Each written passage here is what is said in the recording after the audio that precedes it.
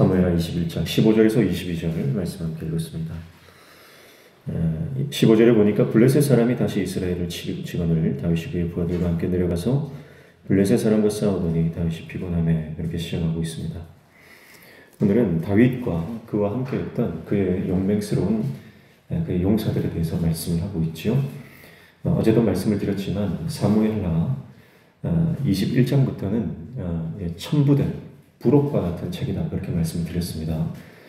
그러니까 20장까지 해서 다윗의 그 연대기적인 시간 순서에 의한 그런 본론은 이미 끝났고요. 21장부터는 이미 앞서 있었던 사건들을 다시 첨가해서 말씀하고 있는 것입니다. 그러니까 압살롬의 반역 이후에 블레셋과 전쟁이 있었던 것이 아니고 이 블레셋과의 전쟁은 다윗의 통치 초기에 있었던 일들입니다.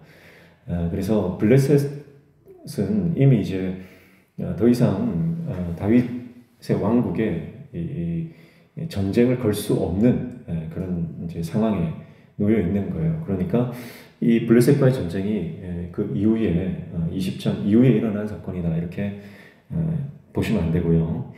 그 앞에 다윗의 통치 초기에 블레셋과의 전투 중에 있었던 일들을 지금 첨가해서 이렇게 말씀하고 있는 것이다 이렇게 보시면 되겠습니다.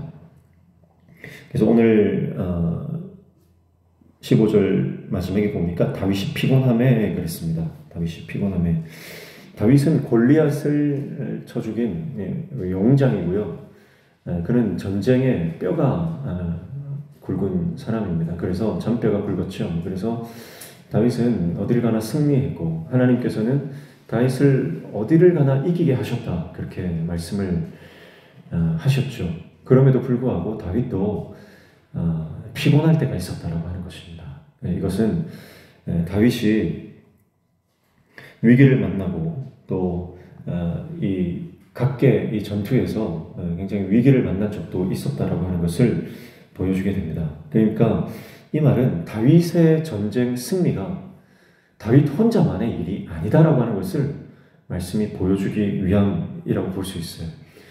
우리는 다윗을 집중하면서 다윗 한 사람 때문에 다윗의 왕국이 세워졌다 이렇게 생각할 수 있는데요. 하나님께서 세우신 하나님의 나라 다윗의 왕조가 단지 다윗 한 사람 때문에 세워졌느냐? 그렇지 않다는 겁니다.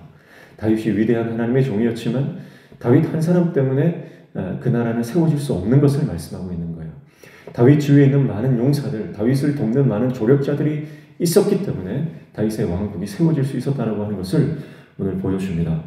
여러분, 우리가 하나님의 능력을 받고 성령이 충만하여 주님의 사역을 감당하고 하나님의 사명을 정말 충실히 감당할 때도 있지만, 그러나 때로는요 우리가 믿음이 흔들리고 또 넘어져서 의심이 들고 또 하나님의 사명을 감당할 수 없을 만큼 탈진하고 피곤할 때도 있다는 겁니다.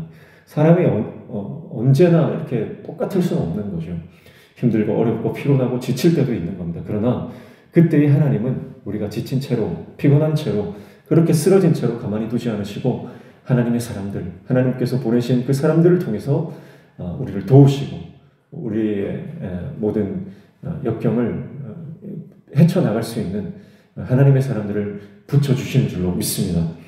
그래서 16절에 보니까 거인족의 아들 중에 무게가 300세겔 되는 노천을 들고 세칼을 찬 비브노비 다윗을 죽이려 함으로 그랬습니다. 그래서 다윗이 죽을 위기에 놓였다라고 하는 것입니다. 그때 누가 나타납니까?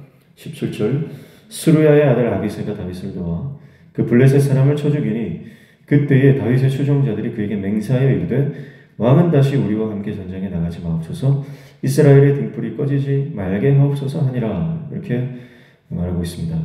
스루야의 아들 아비새죠. 다윗의 조카입니다. 그래서 요압과 아비새 또 아사헬 이 세 사람은 스루야의 아들로서 다윗의 누이의 아들들이고 이 세 사람은 굉장한 용사입니다. 나중에 아사헬은 아브넬에게 죽임을 당하지만 그 세 용사의 나중에 이때가 다시 들어오게 되는 것이죠. 그렇게 다윗의 주위에는 이렇게 용맹한 용사들이 있었는데 오늘 본문에는 4명을 소개하고 있습니다. 이 4명의 이름을 우리가 이제 다 기억할 필요는 없겠지만 다윗의 주위에는 이렇게 다윗을 돕는 하나님의 사람들, 정말 다윗을 생명처럼 여긴 사람들을 볼 수가 있는데, 다윗이 이렇게 죽을 뻔한 위기를 당하고 나서 그의 주위에 있었던 사람들이 뭐라고 말합니까? 왕은 다시 우리와 함께 전장에 나가지 마옵소서 그렇게 말하면서 이스라엘의 등불이 꺼지지 말게 하옵소서 그렇게 말합니다. 이 대목이 굉장히 중요한 대목이죠. 이스라엘 다윗을 따르던 사람들, 다윗의 지지자들은 그 주위에서 생명을 걸고 다윗을 위해서 싸웠습니다. 그러면서 그들은 다윗을 뭐라고 생각했습니까? 이스라엘의 등불이다. 다윗을 그냥 쫓아가면서 다윗을 통해서 내가 한 자리 하겠다. 다윗을 통해서 내가 권력을 얻어보겠다. 그런 사람들도 있었겠지만 주위에 있었던 다윗의 정말 충신들이 있었다는 거예요. 그런 다윗을 자신의 어떤 도구로서, 자신의 출세의 어떤 그 도구로서 보는 것이 아니고 다윗을 정말 자신의 생명처럼, 다윗을 정말 이스라엘의 등불처럼 그렇게 존경하고 사랑했던 사람들이 있었다는 겁니다. 여러분, 우리가 힘들고 어렵고 지칠 때가 있죠. 그러나 하나님은 사람을 보내주셔서 그 사람들을 통해서 우리를 위로하시고 우리에게 힘을 주시고 또 우리의 고난을 넘어가게 하시는 줄로 믿습니다. 두 부류의 사람이 있어요. 내 주위에 몰려드는 사람들 중에 두 부류의 사람이 있는데, 첫 번째는 나를 이용해 먹으려고 하는 사람입니다. 그러니까 이런 사람들을 잘 분별해야 돼요. 그러나 두 번째 부류의 사람은 어떤 사람입니까? 정말 나를 사랑하는 사람. 정말 하나님의 사랑으로 우리를 사랑하고 존경하고 나를 아끼는 사람이 있어요. 그래서 말 한마디를 해도요, 가식적인 사람이 있고, 아니면 정말 그 안에 정말 충언이 담긴 사람이 있습니다. 그럼 우리가 그것을 잘 분별해야 됩니다. 오늘 다윗의 이 주위에 있던 사람들은요, 사울과 비교가 되죠. 사울은 전장에서 나가서 마지막 최후를 맞을 때에 정말 쓸쓸한 최후를 맞이했습니다. 누구 하나 사울을 위해서 목숨을 던지는 사람이 없었죠. 그래서 전장에서 그는 스스로 칼 위에 엎드려 져야만 하는 그런 상황에 놓였습니다. 그러나 다윗은 어떻습니까? 다윗은 그 주위에 다윗을 위해서 목숨을 걸 사람들이 많이 있었다는 거예요. 여러분, 우리가 주님을 위해서 하나님의 말씀을 쫓아 살면 이렇게 하나님께서 정말 자기 목숨보다 우리를 더 사랑하는 그런 하나님의 사람들, 정말 진정한 영적인 동역자들을 우리에게 붙여주실 줄로 믿습니다. 친구를 위해서 목숨을 걸면 이보다 더 큰 사랑이 없다고 말했죠. 오늘 저와 여러분이 그런 정말 하나님의 사랑, 우리에게 붙여주시는 귀한 은혜를 받으시길 축복하고요. 또 내가 내 주위에 있는 그런 사람들에게 이런 신실한 친구가 되어준다면 우리를 통해서 우리 옆에 있는 지체들이, 우리 믿음의 권속들이 힘을 얻고 또 용기를 얻게 되는 줄로 믿습니다. 무엇보다 우리 주님께서, 우리 예수님께서 우리를 위해서 목숨을 버리셨다는 것 기억하십시오. 우리를 위해서 모든 것을 내어주셨다는 것 기억하십시오. 세상 사람들은 다 나를 떠난다고 해도, 세상 친구들은 다 나를 버린다고 해도 우리 주님은 우리를 버리지 않으십니다. 예수님은 우리의 가장 좋은 친구가 되시고 우리를 위해서 모든 것을 내어주신 우리의 가장 소중한 우리의 친구입니다.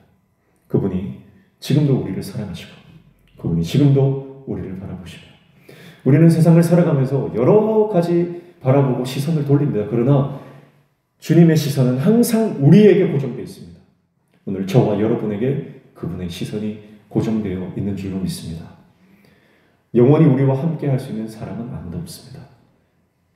우리가 아무리 그 사람을 사랑하고 또 나를 사랑하는 사람이 있어서 정말 내가 끝까지 함께 하겠다고 해도 끝까지 함께 할 수 없는 거예요. 왜냐하면 우리는 육신의 한계를 가진 사람이기 때문에 아무리 우리가 사랑하는 관계라고 해도, 부부라고 해도 먼저 떠나야 하는 것이고, 부모 자식이라고 해도 먼저 우리가 끝까지 갈 수가 없는 것이죠. 언젠가는 헤어지고 떠나야 하는 것이고, 그러나 우리 주님은 우리와 끝까지 함께 하십니다. 그래서 그 주님 붙드는 것이 우리 인생의 가장 큰 은혜요 복인 줄로 믿습니다. 그래서 오늘 우리 인생 가운데 하나님께서 이렇게 신실한 하나님의 동정을 보내주시네. 특별히 우리 인생 가운데 예수님을 보내주셨다. 그것이 우리 인생 가운데 가장 큰 은혜임을 기억하며 오늘도 우리 인생이 나 혼자가 아님을 기억하시고요.